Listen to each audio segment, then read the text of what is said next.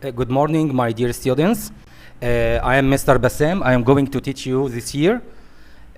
Our course is New Hello for Prep 3. Unit 1, Visitors to Egypt. Before we start in the unit, we should know the objectives of this unit. To know what you want from this unit. The objectives of this unit: grammar, giving advice, should and shouldn't, reading an email to a tourist, listening to a conversation with a tourist, speaking, asking for and giving recommendations, writing an email. These are all the objectives of this unit. Now we are going to take lesson 1. Exercise 1. Match the words and the pictures. We have 4 pictures and 4 words, and we are going to match them together. For example, snorkeling. Snorkeling it's a water sport. Diving underwater. This is a snorkeling with equipment. Picture number A. This is snorkeling. Bazaar is picture number D. Windsurfing is picture number C. Youth hostel is picture number B. Now, exercise number 2. Ask and answer. Why do you think tourists visit Hurghada? This is a critical thinking question. Before you start reading the passage, why do you think tourists visit Hurghada? I think tourists visit Hurghada for many reasons. For example, it's fine weather, it's beautiful beaches, because there are a lot to do and many different places to stay. What activities are there to do? I think in Hurghada there are many activities to do. For example, you can go windsurfing, you can go diving, you can go snorkeling, you can go sailing. There are many different activities. Okay, now read the email and check your answers to exercise 2. Dear Catherine, I am so happy to hear that you and your family are visiting Hurghada in the spring. It's a wonderful place for a holiday.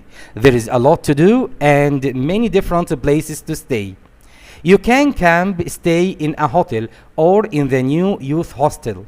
It is very modern and comfortable, but much cheaper than the hotels. You can find out information at the Tourist Information Center. You should go there when you arrive. It's next to the police station in the middle of the new part of the city. When I check my answer to exercise number 2, I found myself that I am right. He said there is a lot to do and many different places to stay. And about the activities, you can be stay in a hotel or in the new youth hostel. This is the place for accommodation. Exercise number 3. Read the email and check your answer. We have done this exercise. Exercise number 4. Read again and complete the email with the words from exercise 1. We have 4 words in exercise 1. Bazaar. It's a market or a group of shops for selling souvenirs. Snorkeling, it's a water sport. Windsurfing, it's a water sport. Youth hostel, a place to stay like a small hotel, but it's cheaper than a hotel. We are going to use these words, these 4 words, to complete this email. I'm going to read the email again.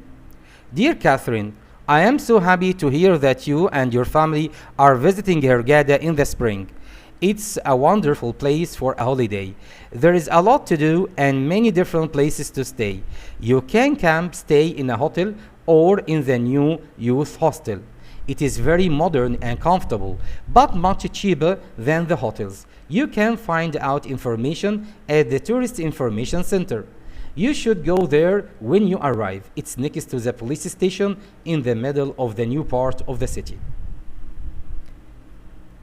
We have taken youth hostel from the words. Okay?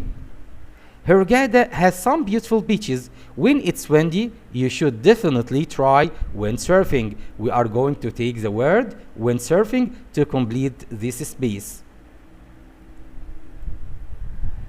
Take a boat trip to the islands around Hurghada. You can go scuba diving or snorkeling. We are going to take the word snorkeling from exercise 1. You can also go fishing from a boat. You shouldn't walk too much in the sun. It's best to visit places early in the morning. Don't forget to go to the bazaar. We are going to take the last word, the bazaar, okay? In the old part of the city, it's a good place to buy souvenirs. Have a great time, Salma. Now we are going to turn to another exercise. Exercise number 5. After you have read the email, you will answer this exercise. Choose the correct words. Catherine isn't coming or is coming to Hurghada in the spring. Is coming. Number 2. The youth hostel is more or less expensive than a hotel. The youth hostel is less expensive than a hotel. Number 3. The police station is in the old or new part of the city. The police station is in the new part of the city. You can take a boat to go windsurfing or fishing. You can take a boat to go fishing. Salma advises Catherine to go or not to go to the old part of the city. Salma advises Catherine not to go to the old part of the city. This is lesson 1. Now we are going to turn to lesson 2. Lesson 2 is a grammar lesson. Today we are going to take should and shouldn't for giving advice. Exercise 1. Underline the models used for advice in these sentences. The students is going to underline the word. Like in the example, you should go there when you arrive. We have underlined should in sentence number 1. Sentence number 2, you should definitely try some windsurfing. Where is the model in this sentence? The model is should, this word, should. Number 3, you shouldn't walk too much in the sun. The models here is shouldn't. Now we have underlined should in number 1, should in number 2, and shouldn't in number 3. The grammar rule or the grammar box, giving advice, should and shouldn't. We use should and shouldn't to say that something is or is not a good idea. Should and shouldn't are followed by the infinitive without to. Like the example, you should go now. Should is followed by go. I didn't add anything to the word go because it is an infinitive. The bus goes in 10 minutes. Okay?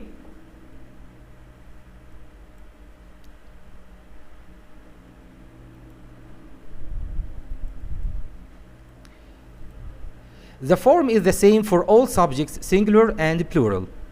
Tourists should. You should. Tourists should. So the form is the same for all subjects, singular and plural. Tourists should wear sun cream when it's very hot. You shouldn't watch too much television. Now exercise number 2. Read the situations and give advice using should or shouldn't.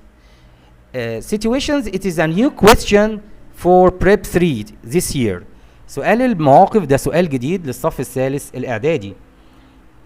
Write what you would say in each of the following situation. There is a situation and you are going to say what you would say in this situation. Okay? Like number 1, your friend is going outside, it's raining. What will you say? What you would say in this situation? I would say you shouldn't go outside, it's raining. The answer is you shouldn't go outside, it's raining. This is the answer. And this is question, and this question for 3 marks. Each question has a mark. Question number 2, your friend forgot to do his homework or her English homework. The lesson starts in 5 minutes. What you would say in this situation? What would you say to your friend who forgot to do his or her English homework? I am going to advise him to do his homework. I will say, you should do your English homework. The lesson starts in 5 minutes. This is my advice. Okay? I will say again, you should do your English homework. The lesson starts in 5 minutes. Number 3, your younger brother or sister wants to look at the sun. What you would say in this situation?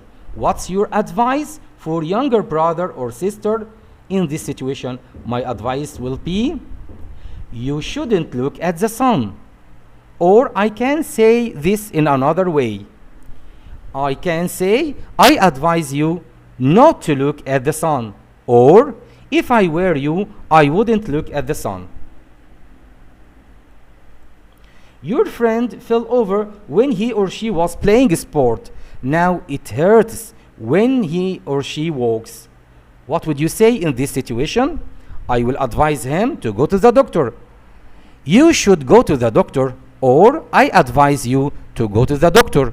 Or it's important to go to the doctor. The last one, there is a small fire in your washing machine. Your younger brother or sister gets some water. What's your advice? I will advise him. I will say, you shouldn't use water for this fire because it's electrical fire. You shouldn't use water. You shouldn't use water for this fire. Okay? I wish you the good of luck. See you next time, inshallah.